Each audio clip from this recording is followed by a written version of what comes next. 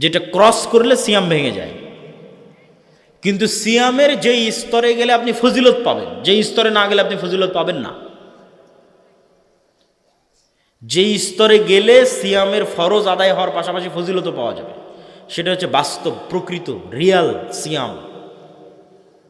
সেটাতে জিহব্বাও সিয়াম আছে, চোখও সিয়াম আছে, কানও সিয়াম আছে, পেটও সিয়াম আছে, লজ্জাস্থানও সিয়াম আছে, হাত পাও সিয়াম আছে। এই সিয়ামে আমরা ফজিলত পাবো, নেকি পাবো। এই সিয়াম আমাদেরকে শয়তানের বিরুদ্ধে যুদ্ধ করার প্রশিক্ষণ দিচ্ছে। এটা শয়তানের বিরুদ্ধে প্রশিক্ষণের একটা কোর্স, 30 দিন একটানা। শুধু না খেয়ে থাকলাম, তারপরে সব অন্যায়ে ব্যস্ত থাকলাম, সালাতের ধার ধারলাম না, জিহুব্বাকে মানুষের নিন্দা গীবতে ব্যস্ত রাখলাম, কানকে গান শ্রবণে ব্যস্ত রাখলাম, চোখকে অশ্লীল দৃশ্য দেখায় ব্যস্ত রাখলাম, এই সিয়ামের কোনো দাম নাই। এই সিয়াম তো শয়তানের বিরুদ্ধে যুদ্ধ হলো না। এই সিয়াম তো আমাকে লাআল্লাকুম তাত্তাকুন, বেঁচে থাকার, বিরত থাকার প্র্যাকটিস দিতে পারলো না। তাত্তাকুনের শাব্দিক অর্থ কি? বেঁচে বেঁচে চলা, পরহেজগার না উর্দুতে বলে, সেখান থেকে এসেছে পরহেজগার। উর্দুতে যখন কোনো মানুষ অসুস্থ হয় তখন ডাক্তার বলে খানে মে থোড়া পরহেজ করকে চলনা, মানে খাবারে একটু বেছে বেছে চলিও, পরহেজ করকে চলনা, বেছে বেছে চলি। ওইটাকে মোত্তাকিকে তখন উর্দুতে বলেছে পরহেজগার, আমরা বলেছি পরহেজগার। তার মানে যে বেছে বেছে চলে। তাহলে বেছে বেছে চলার প্র্যাকটিসটা কোথায় হচ্ছে? লাআল্লাকুম তাত্তাকুন, ইয়া আইয়ুহাল্লাযীনা আমানু কুতিবা আলাইকুমুস সিয়াম, তোমাদের উপর সিয়াম ফরজ করা হয়েছে। কামা কুতিবা আলাল্লাযীনা মিন ক্বাবলিকুম, যেমন তোমাদের পূর্ববর্তীদের উপর ফরজ করা হয়েছে। লাআল্লাকুম তাত্তাকুন, যেন তোমরা বেছে বেছে চলার প্রশিক্ষণ নিতে পারো, বিরত থাকার প্র্যাকটিস করতে পারো শয়তানের বিরুদ্ধে। তাহলে এই বিরত থাকাটা তখনই পূর্ণাঙ্গতা পাবে যখন আপনার জিহুব্বা বিরত আছে, চোখ বিরত আছে, কান বিরত আছে, পেট বিরত আছে, লজ্জাস্থান বিরত আছে, হাত এবং পা বিরত আছে। এবার আপনি পুরো 1 মাস শয়তানের বিরুদ্ধে যুদ্ধ করার প্রশিক্ষণ নিলেন, বিরত থাকার প্রশিক্ষণ নিলেন। প্রিয় উপস্থিতি, যেই সমস্ত বিষয়ের মাধ্যমে শয়তান মানুষকে ঘায়েল করতে চায় তার অন্যতম 3টি বিষয় হচ্ছে অত্যাধিক খাওয়া, অত্যাধিক ঘুমানো, অত্যাধিক কথা বলা। এই 3টে শয়তান আমাদের উপর চাপিয়ে দিতে চায় যে সারাদিন এর ওর নামে যা ইচ্ছা তাই বলো, সারাদিন যা ভালো লাগে সব খাও, বিড়ি, সিগারেট, মদ, জুয়া, জর্দা, গুল, তামাক সব, আর যত বেশি পরিমাণ পারো একদম রাত থেকে শুরু করে, ফজর থেকে শুরু করে 10টা, 11টা, 12টা পর্যন্ত ঘুমাও। এই 3টে শয়তানি স্বভাব। তাহলে পেট পূর্ণ করে যখন মানুষ খায় তখন ইবনুল কাইয়িম রাহিমাহুল্লাহ বলছেন যে মানুষের রক্ত সঞ্চালনের এই রাস্তা প্রশস্ত হয়, এবং প্রশস্ত হওয়ার কারণে ওর মধ্যে দিয়ে শয়তান আরও বেশি ঢুকতে পারে। শয়তান কিন্তু আমাদের শরীরে ঢোকে, ইয়াজরি মাজরাদ দাম, রক্ত সঞ্চালনের রাস্তাগুলোর মধ্যে দিয়ে শয়তান প্রবেশ করে। তাহলে যখন পেট পূর্ণ করে খাবে, প্রচুর পরিমাণে ঘুমাবে, তখন এগুলোতে শয়তানের প্রবেশাধিকার বাড়ে। তাহলে এই জন্য শয়তানের ঢোকা কমিয়ে আনার জন্য মানুষের জন্মগত স্বভাব, নাফসানি চাহিদা, পৃথিবীতে যদি শয়তান নাই, আজকে কল্পনা করেন ইবলিস এবং ইবলিসের বাহিনী নাই, তারপরেও মানুষের সবচেয়ে বড় শত্রু তার নিজের নাফস। কেন? এই নাফস এই পৃথিবীতে তৈরি হয়েছে, এই পৃথিবীর আলো, বাতাস, মাটি, পানি দিয়ে তৈরি হয়েছে। রূহ এসেছে আসমান থেকে, ওর সাথে দুনিয়ার সম্পর্ক নাই। কিন্তু যেই নাফস দুনিয়াতে তৈরি হয়েছে, ও তো দুনিয়ার খাওয়া, দুনিয়ার বিনোদন ভালোবাসবেই। এইটা নাফসের জন্মগত চাওয়া যে সে খাওয়াকে ভালোবাসবে, এটা নাফসের জন্মগত চাওয়া যে সে নারীকে ভালোবাসবে, এটা নাফসের জন্মগত চাওয়া যে সে টাকাকে ভালোবাসবে। নাই পৃথিবীতে শয়তান, তখন এই নাফস নিজেই আপনাকে পথভ্রষ্ট করার জন্য যথেষ্ট। এই জন্য কিছু কিছু দোয়ায় রাসূলুল্লাহ সাল্লাল্লাহু আলাইহি ওয়াসাল্লাম একসাথে নাফস থেকেও পরিত্রাণ চেয়েছেন, শয়তান থেকেও পরিত্রাণ চেয়েছেন।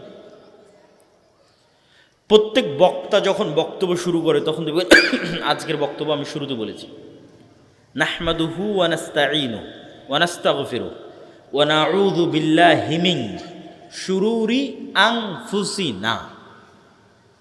আল্লাহর কাছে পরিত্রাণ চাচ্ছি আমার নাফসের অকল্যাণ থেকে।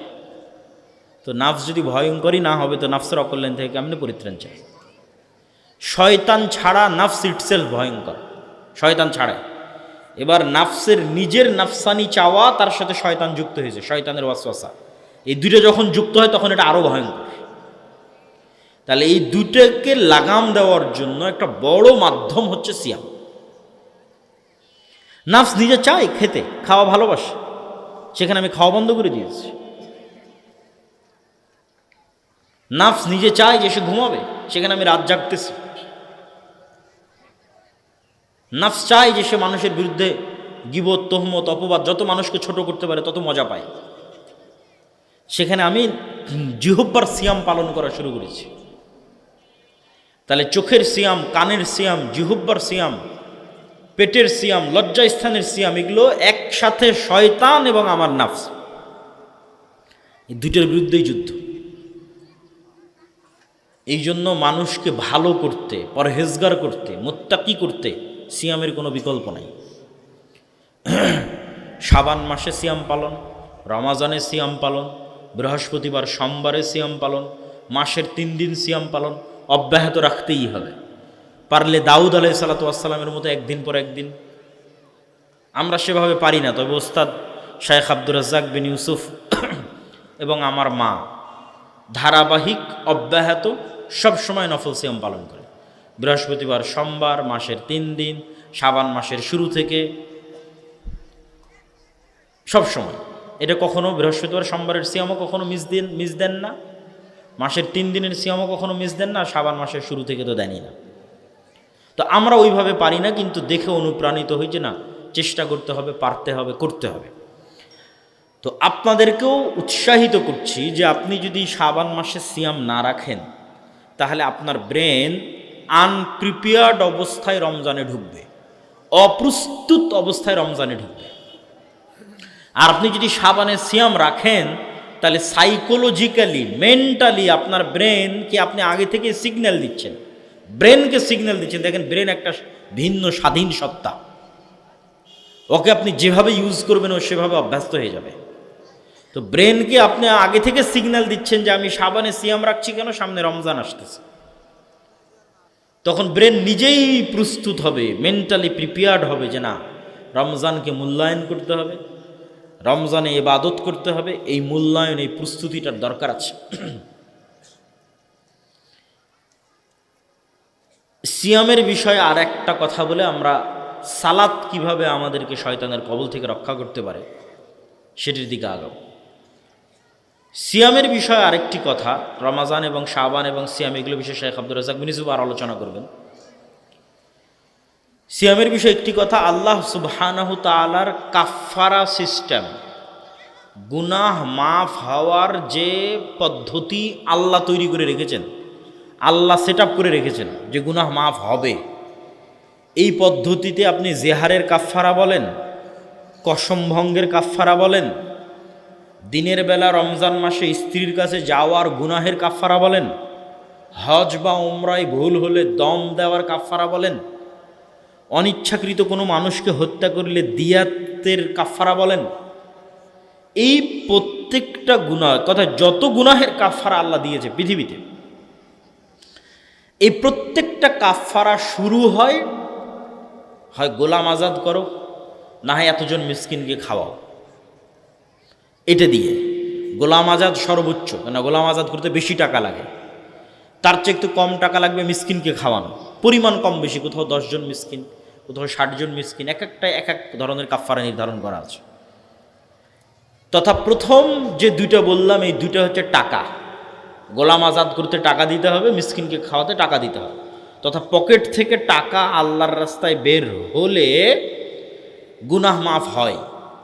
এটা কাফফারা সিস্টেমকে দেখলে বোঝা যায় যে আল্লাহ কিভাবে কাফারার সিস্টেম নির্ধারণ করেছে। 2 নাম্বার, যখন এই দুইটার কোনোটাই কেউ পারে না, তখন বলে সিয়াম রাখো। যে কোনো কাফারা আপনি উঠিয়ে দেখেন, এখান থেকে গিয়ে যে কোনো ফতোয়ার বই, যে কোনো মাসলা মাসাইলের বই খুলে আপনি দেখেন যে কাফারায় আল্লাহ কি বলছে। গোলাম আজাদ করো, মিসকিনকে খাওয়াও, এগুলোর একটাও পারছ না। মানে টাকার রাস্তা যখন শেষ, টাকার সক্ষমতা যখন শেষ, তখন এবার বলে এতদিন সিয়াম রাখো। তাহলে কোথাও বলা আছে 3 দিন সিয়াম রাখো, কোনোটাতে বলা আছে 10 দিন সিয়াম রাখো, কোনোটায় বলা আছে একটানা 60 দিন সিয়াম রাখো। তার মানে আল্লাহর কাফারা সিস্টেমে গুনাহ মাফ হওয়ার একটা বড় মাধ্যম সিয়াম। বলেন আল্লাহু আকবার। পৃথিবীর যে কোনো গুনাহ অত্যাধিক সিয়াম দিয়ে মাফ হয়ে যেতে পারে। পৃথিবীর যে কোনো গুনাহ অত্যাধিক সিয়াম দিয়ে কাফারা হিসেবে গণ্য হয়ে যেতে পারে, গুনাহ মিটিয়ে দিতে পারে। প্রিয় উপস্থিতি, সালাত শয়তানের যে আধিপত্য আমাদের নিজের নাফসের উপর, এই আধিপত্য যদি আপনি ভাঙতে চান, ঘরে বসে থেকে ভাঙ্গার কোনো সুযোগ নাই, ঘুমিয়ে শুয়ে বসে ভাঙ্গার কোনো সুযোগ নাই। আমি শয়তানের গোলাম অবস্থায় আছি, কথার কথা। এখন শয়তানের গোলামি থেকে বের হতে চাই, তাহলে বের হব শুয়ে থেকে হবে না, ঘুমিয়ে থেকে হবে না, বসে থেকে হবে না, খেয়ে দেয়ে হবে না। আমি শয়তানের গোলাম অবস্থায় আছি, বের হতে চাই শয়তানের গোলামি থেকে, এর জন্য কাজ করতে হবে। পৃথিবীতে কোনো কিছুই কাজ করা ছাড়া হাসিল হয় না, পরিশ্রম ছাড়া হাসিল হয় না, প্রশিক্ষণ ছাড়া হাসিল হয় না। আপনি আর্মিতে জব করে ঢোকেন, আপনাকে 10 কিলোমিটার দৌড়াবে, দৌড়াও 10 কিলোমিটার একটানা, প্রতিদিন সকালে পিটি করো। কেন? কাজ না করলে তো শরীর ফিট থাকবে না। শরীরকে যে ফিট রাখবে, কি দিয়ে ফিট রাখবে? যদি ব্যায়াম না করে, ফিজিক্যাল এক্সারসাইজ না করে। তো শরীরের সুস্থতা অসুস্থতা যেমন একদম হুবহু মানুষের নাফসের সুস্থতা অসুস্থতা, এটা আমরা বুঝি না, আমাদের বুঝার বাইরে। যেমন শরীরের সুস্থতা অসুস্থতার, আপনি আজকে এখনই যান যে আপনি অসুস্থ, মেডিকেলে গেলেন, মেডিকেলে গিয়ে চেক আপ করেন, বলবে আপনার এই ভিটামিন শর্ট আছে, ভিটামিন সি নাই। ভিটামিন সি নাই, এই জন্য আপনার ঠোঁট ফাটে। ভিটামিন সি নাই, এই জন্য মুখে ঘা হয়েছে। ভিটামিন ডি নাই, এই জন্য হাঁটুতে ব্যথা। তাহলে কোনো একটার কমতিতে আপনি অসুস্থ হয়ে যাচ্ছেন। আবার কোনো একটার মাত্রাতিরিক্ত বেশি হলে আপনি অসুস্থ। বলে সুগার লেভেল যেমন থাকার কথা তেমন নাই, 5, 6, 7 থাকবে, 13, 14, 15 হয়ে বসে আছে, তাহলে আপনি অসুস্থ। কেন? এখানে বিষ বেশি হয়ে গেছে, বিষ ঢুকে গেছে শরীরের মধ্যে, ভাইরাস ঢুকে গেছে। তাহলে এই যে শরীরের সুস্থতা এবং অসুস্থতা যেমন হুবহু, এইরকমই নাফসের সুস্থতা অসুস্থতা। নাফসের ভিটামিন নাই, নাফস যেখান থেকে ভিটামিন নিবে সে ভিটামিনগুলো নাই। একদিকে তো ভিটামিন নাই, আর একদিকে যে বিষগুলো থাকলে নাফস অসুস্থ হবে, ওই বিষগুলো প্রতিনিয়ত ঢুকতেছে। তাহলে নাফসের ভিটামিনের অভাব, প্রোটিনের অভাব, ক্যালোরির অভাব কি? যত ফরজ ইবাদত আছে সব ফরজ ইবাদত, প্রত্যেকটা ফরজ ইবাদতে চুল পরিমাণ কমতি তৈরি হওয়া মানে নাফস অসুস্থ। ওখানে পূর্ণাঙ্গ ভিটামিন ঢুকতেছে না, প্রোটিন ঢুকতেছে না, ক্যালোরি ঢুকতেছে না, অসুস্থ হয়ে গেছে, মারা যাওয়ার দ্বার প্রান্তে, নূর কমে যাচ্ছে। নাফসের মৃত্যু মানে নূর না থাকা। বলে নাফসের মৃত্যু কি দিয়ে বুঝবেন? নাফস এবং রুহের মৃত্যু হচ্ছে নূর না থাকলেই মৃত্যু। তাহলে আমাদের যতজনের নাফস জীবিত আছে না মৃত আছে কি দিয়ে বুঝবেন? হার্টবিট পাম্প করতেছে, রক্ত বের হচ্ছে, তার মানে বেঁচে আছেন? জি না। এই বেঁচে থাকা তো দুনিয়াবি বেঁচে থাকা। রুহানিভাবে আপনি জীবিত কিনা, আপনার রুহ জীবিত কিনা, না আপনি মারা গেছেন। তা আপনার নাফস এবং রুহ এটা মারা গেছে কিনা এটা বুঝবেন কীভাবে? আপনার এর মধ্যে কালবে নূর আছে কিনা। নূর নাই, মৃত, মারা গেছে। তাহলে ওই নূর কি কোথায় থেকে আসবে? আপনি তো নিজেই কমিয়েছেন, সালাতে নাই, সিয়ামে নাই, এগুলো জরুরি যে ভিটামিনগুলো থাকা দরকার সেগুলো নাই, কমে গেছে। তাহলে তো অটোমেটিক নূর মারা যাওয়ার দিকে। এবার যে সমস্ত ভাইরাস ঢুকলে আপনি মারা যাবেন, ওই ভাইরাস প্রতিনিয়ত ঢুকতেছে। কান দিয়ে গান ঢুকতেছে, এটা ভাইরাস ঢোকার রাস্তা। শয়তানের আক্রমণের জানালা কান। চোখ দিয়ে অশ্লীল দৃশ্য ঢুকতেছে, এটা ভাইরাস। এটা ওইভাবেই হৃদয়কে আক্রান্ত করে যেভাবে বাস্তবে আমাদের শরীর আক্রান্ত হয়। এই জিনিসগুলো প্রত্যেকটা যে বিষয়গুলো আমি বলতেছি এটা বাস্তব, এটা মাপার কোনো যন্ত্র পৃথিবীতে নাই। তাই এটা মাপার যদি কোনো যন্ত্র পৃথিবীতে বের করা যেত তাহলে আপনি মেপে দেখতে পেতেন যে হ্যাঁ, আমার কাল্ব, আমার হৃদয় আসলেই নূর নাই, নূর হারিয়ে গেছে, এখানে ভাইরাস ঢুকে এটাকে বিষাক্ত করে ফেলেছে এবং এখান থেকে নূর বিদায় নিয়েছে। ওই রকমই একটা ভাইরাস হচ্ছে এই যে জিহ্বা দিয়ে যে আমরা একে অপরকে গালি দিচ্ছি, মিথ্যা অপবাদ দিচ্ছি, গীবত করছি। দেখেন, মানুষ যখন মিথ্যা বলে তখন তার মুখে দুর্গন্ধ তৈরি হয়, যে দুর্গন্ধে ফেরেশতা পালিয়ে যায়, সহিহ হাদিস। তো আপনি কি মনে করেন যে এই দুর্গন্ধটা বাস্তবে তৈরি হয়েছে না কল্পনায় তৈরি হয়েছে? বাস্তবে তৈরি হয়েছে। আমি যখন মিথ্যা বললাম, আপনি যখন মিথ্যা বললেন, তখন আমার মুখ থেকে বাস্তবেই দুর্গন্ধ বেরিয়েছে। এই দুর্গন্ধটা বাস্তব। কিন্তু ওই দুর্গন্ধটা যেই লেভেলে ফিল করা যাবে, ওই লেভেলের মতো সূক্ষ্ম গন্ধ নেওয়ার ক্ষমতাই নাকের নাই, কিন্তু দুর্গন্ধ বাস্তবে বেরিয়েছে। যেমন কুকুরের নাকের যেই লেভেলের দুর্গন্ধ নেওয়ার সক্ষমতা, ওই লেভেলের গন্ধ নেওয়ার সক্ষমতা তো আমার নাকের নাই। ফলত আমি বলবো যে বোতলেরও গন্ধ নাই, এই মাইকেরও গন্ধ নাই, জামারও গন্ধ নাই, কিন্তু প্রত্যেকটার গন্ধ আছে। তাহলে এগুলো বাস্তব লেভেলে ঘটে। তো আল্লাহ সুবহানাহু ওয়া তাআলার কাছে একজন সিয়াম পালনকারীর মুখের গন্ধ মিসকে আম্বর, মেরিগো নাভির যে পৃথিবীর সর্বশ্রেষ্ঠ গন্ধ, তার চেয়ে বেশি প্রিয়। এটা কখন?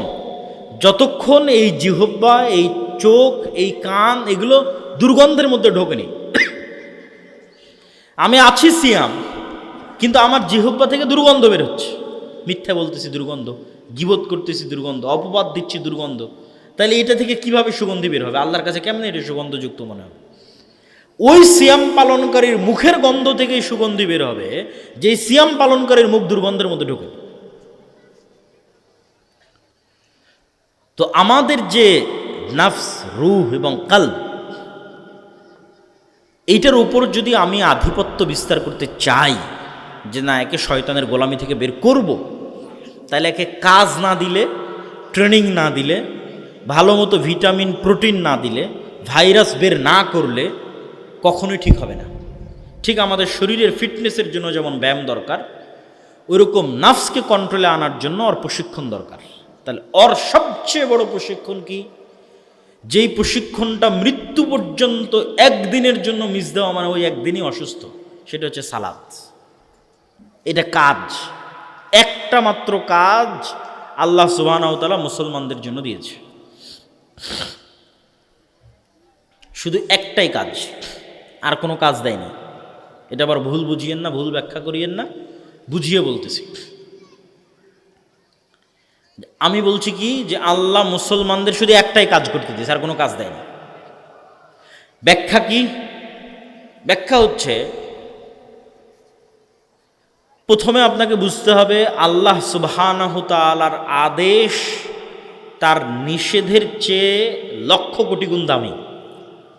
আবার বুঝেন, আল্লাহর আদেশ তার নিষেধের চেয়ে বেশি বড়, বেশি মহৎ।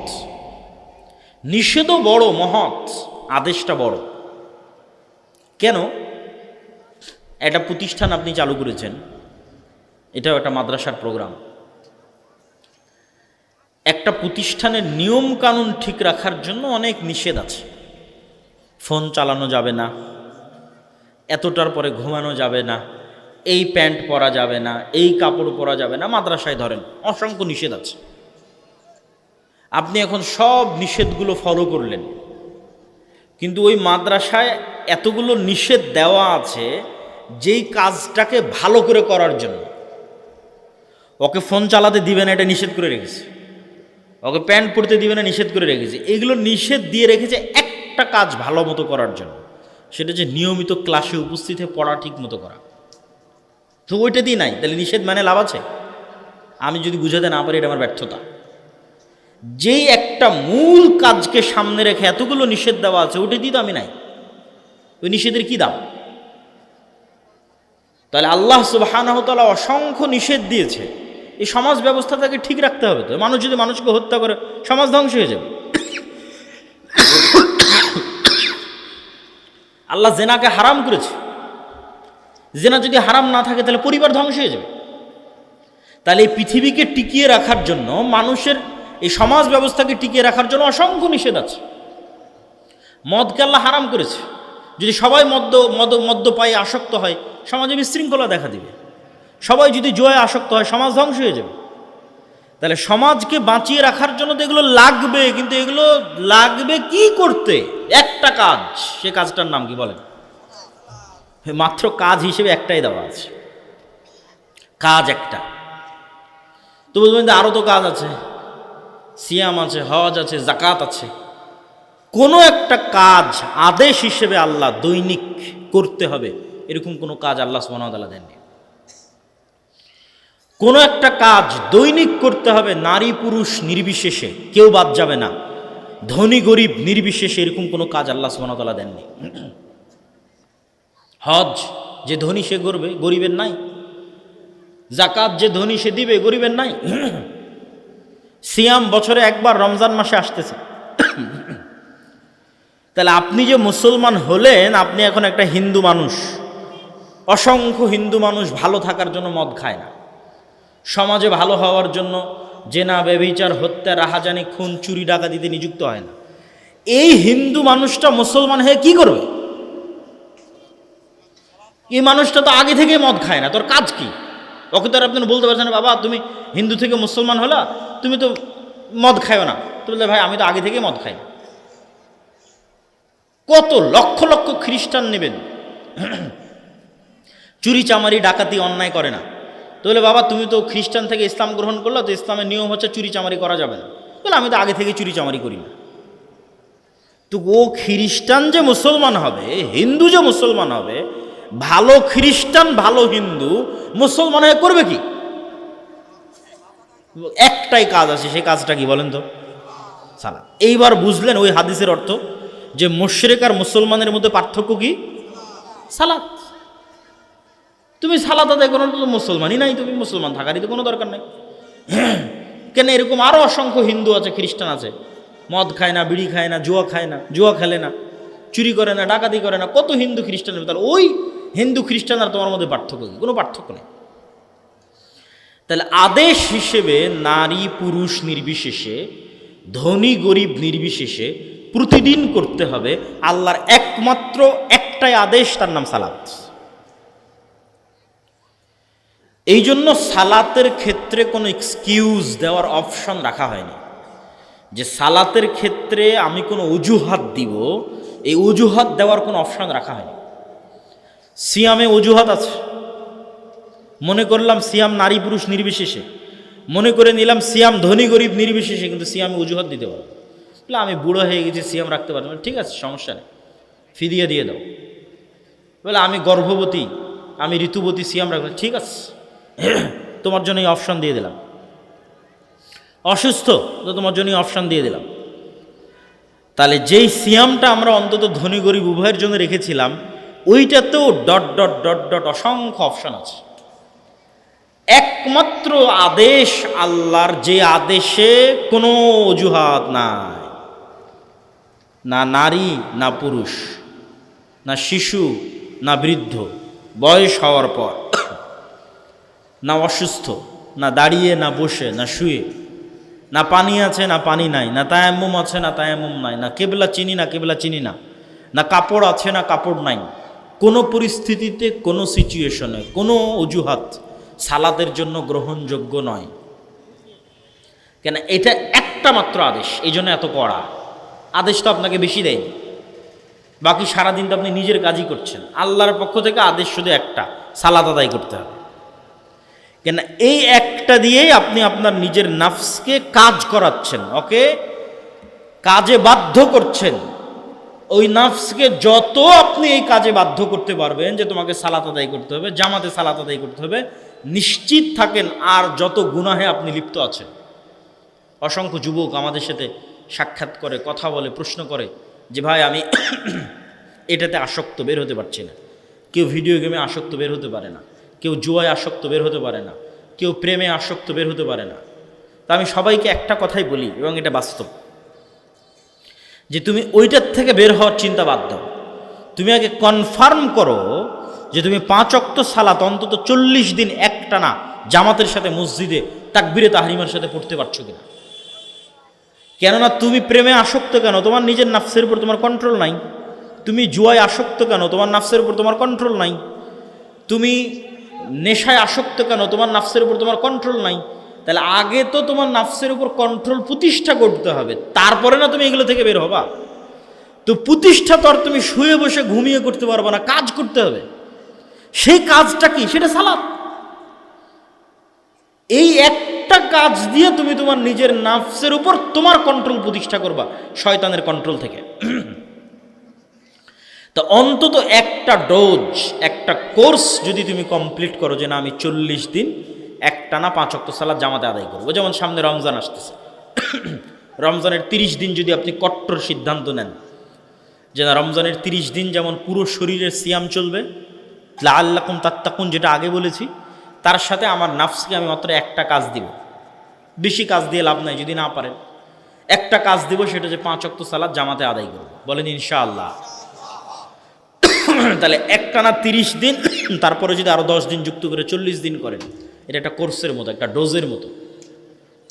অ্যান্টিবায়োটিক ডোজ যেমন পূর্ণ কমপ্লিট করতে হয়, এই পূর্ণ যখন আপনি একবার 40 দিন বলছি, এই পূর্ণ 40 দিন যখন আপনি কমপ্লিট করে ফেলবেন, আপনি নিজেই বুঝতে পারবেন যে আপনার নাফসের উপর আপনার কন্ট্রোল ক্ষমতা প্রতিষ্ঠিত হয়ে গেছে। তাহলে বক্তব্যের দ্বিতীয় অংশ, সিয়াম শয়তানের বিরুদ্ধে যুদ্ধ, সালাত শয়তানের বিরুদ্ধে যুদ্ধ। যে অংশ দিয়ে বক্তব্য শেষ করব সে অংশটা হচ্ছে সালাত জিকির। এটা সব শেষে বলে বক্তব্য শেষ করব। তার আগে 2 মিনিট আপনাদের এই প্রতিষ্ঠান সম্পর্কে কথা।